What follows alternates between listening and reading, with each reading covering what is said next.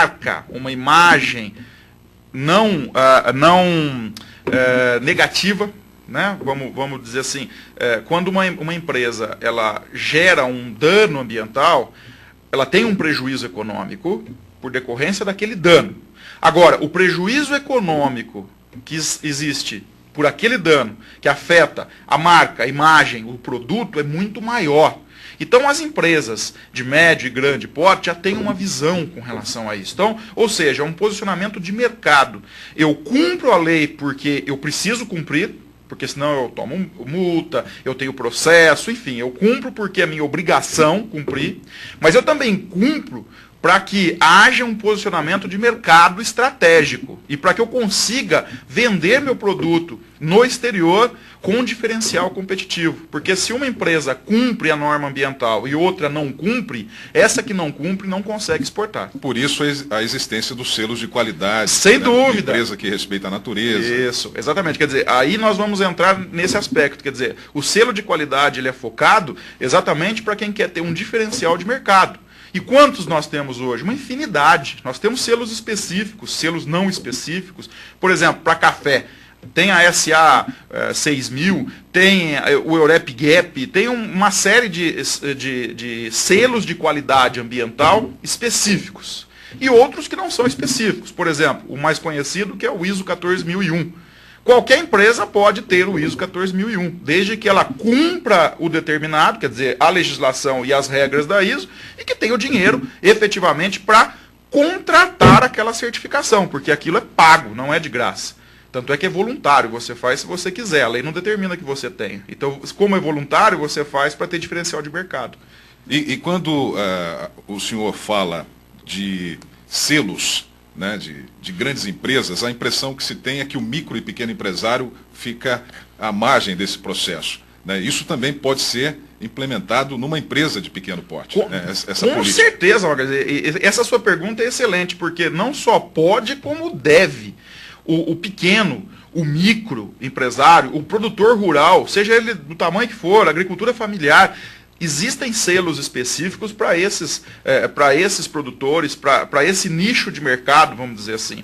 O próprio empresário, se ele quiser fazer um trabalho interno de qualidade ambiental, ele tem condição de fazê-lo. Ele tem condição. Basta ele ter como cumprir as normas e a legislação ambiental, procurando um profissional que o ajude nisso, e tendo uma estratégia de comunicação ambiental, de marketing ambiental, para que deixe isso transparecer na sua imagem, no seu produto, na sua marca. O que ocorre, e aí eu quero deixar bem claro, Magalhães, é que muita gente acaba confundindo e não cumpre, muitas vezes, 100% do que a legislação e norma ambiental prevê, e corre direto para o marketing para tentar ampliar venda, para ampliar posicionamento de mercado. Às vezes faz uma ação isolada e divulga como se fosse uma política abrangente. Exatamente. E isso é um risco muito grande, porque aquilo pode, com o tempo, transparecer oportunismo. E aquela empresa, ao invés de lucro, ela vai acabar tendo prejuízo, porque isso vai afetar efetivamente a marca, a imagem daquela empresa. Então isso é complicado, é problemático. Mas o micro, o pequeno, o agricultor rural, ele tem como se posicionar no mercado, ele tem as cooperativas, tem como colocar selos próprios no mercado. Existe um trabalho muito grande nesse sentido no Brasil, para que exista esse posicionamento de mercado dos pequenos. E essa é a grande tendência.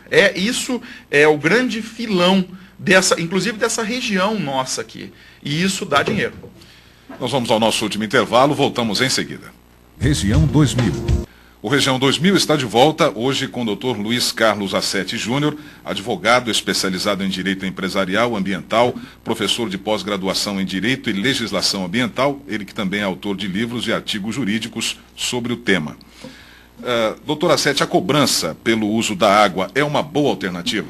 Magalhães, a cobrança pelo uso da água, ela teve início, tá, com a ideia do princípio do poluidor-pagador, usuário-pagador. Então, a ideia vem desde 1972, com a primeira reunião da ONU em Estocolmo, Suécia, onde esse princípio, diga-se de passagem, ideia de brasileiro, usuário-pagador e poluidor-pagador, pouca gente sabe disso. Então, começou lá. Com a Rio 92, isso tomou um corpo muito maior. O volume de informações que começaram a ser movimentado em volta desse tema foi maior do que em 72, até pela consciência ambiental que estava mais sólida das comunidades, da sociedade de uma forma geral. Em 97 surge a Lei 9433, que é a Política Nacional de Recursos Hídricos. E ela traz alguns conceitos de água, como água sendo um bem finito, água tendo valor econômico. Porque se nós puxarmos pela memória, quando nós estávamos lá no banco de escola, nós tínhamos nos nossos livros de escola, as professoras nos falavam que o Brasil era um país abençoado porque a água era um bem infinito. E hoje nós vemos que isso é mentira. A água está acabando, né? Então, ou seja, é um amadurecimento e uma nova visão de um bem, de um recurso natural. Então, quando essa lei ela entra em vigor, ela traz exatamente essa revolução de visão sobre esse recurso água, esse recurso natural. A cobrança, ela é necessária. Muita gente não concorda, muita gente acha que isso é absurdo, mas não é. A água tem que ser cobrada. Todo recurso natural, o proprietário do recurso natural é a sociedade. Se eu utilizo esse recurso natural, eu tenho que fazer a contrapartida, eu tenho que pagar pela utilização disso. Isso acontece na mineração, por exemplo. Cada vez que o minerador retira argila, areia, qualquer minério, inclusive água mineral, que é minério em forma líquida, né, ele tem que fazer o pagamento da contrapartida, que é a CEFEM, Contribuição Financeira por Exploração Mineral. Essa CEFEM vai ao governo federal e os municípios têm direito a 60% dela, aonde é extraído o minério. Poucos municípios sabem disso. Olha só.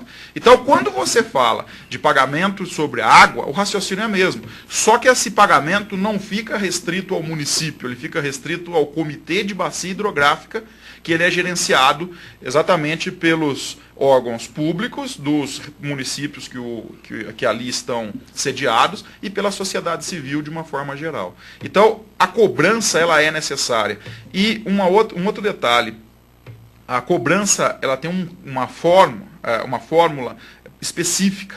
E mais ou menos para que o telespectador possa entender como é que é feita essa cobrança, Magalhães, é mais ou menos assim, 2 centavos o metro cúbico na região urbana, 4 centavos o metro cúbico para empresas e 8 centavos o metro cúbico para a zona rural, para o produtor rural. Por quê?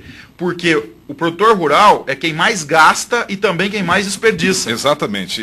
Nesse ponto que eu gostaria de tocar, o agronegócio do Brasil é um dos mais evoluídos do mundo, mas é altamente consumidor de água, né? E desperdiça muita água também. Exatamente. Né? E é exatamente aí, quer dizer, esse raciocínio, ele se aplica à metodologia de cobrança. Então, o que o agricultor tem que fazer? O que nós falamos no começo, mudança de paradigma. Ele tem que começar a visualizar formas de diminuir o consumo hídrico, reuso de água, captação de água de chuva com armazenamento para utilização e outras técnicas que existem e técnicas que podem ser utilizadas. Porque, veja, Magalhães, é muito simples. Eu coloco uma bomba dentro do meu rio, trago essa água, jogo no meu sistema irrigante, é simples. Mas a retirada dessa água do rio está impactando uma bacia toda. Porque não é apenas um agricultor que está fazendo isso. E às vezes devolve água para o rio com agrotóxico. Exatamente, muitas vezes. Né? Então, esse é o grande problema, quer dizer, é mudança de paradigma. E é aí, só voltando um pouquinho no segundo bloco, é aí que o agricultor pode fazer a diferença. É aí que ele pode ser esperto e inteligente para que ele consiga montar um selo, inclusive próprio, ou unindo algumas pessoas que têm a mesma forma, a mesma visão, o mesmo raciocínio, e montar um selo próprio, certificado, para que demonstre ao seu consumidor que aquele produto respeita o meio ambiente. Quer dizer, é só ele utilizar o pensamento, é só ele usar a imaginação que ele consegue resolver essa situação. Porque o mínimo que se tem que cumprir é o que a legislação prevê. O máximo é a imaginação de cada um. Então, essa situação da cobrança do uso da água, ela é necessária, por mais polêmica que seja. Ok, doutor Assetti, muito obrigado pela sua presença aqui no nosso programa de hoje. Ô, Magalhães, eu fico à disposição. Eu quero agradecer o convite de estar aqui. É um prazer estar falando ao seu público. E quando vocês precisarem, eu estou novamente aqui à sua disposição. Obrigado. E nós vamos ficando por aqui. Obrigado pela sua audiência e até o nosso próximo programa.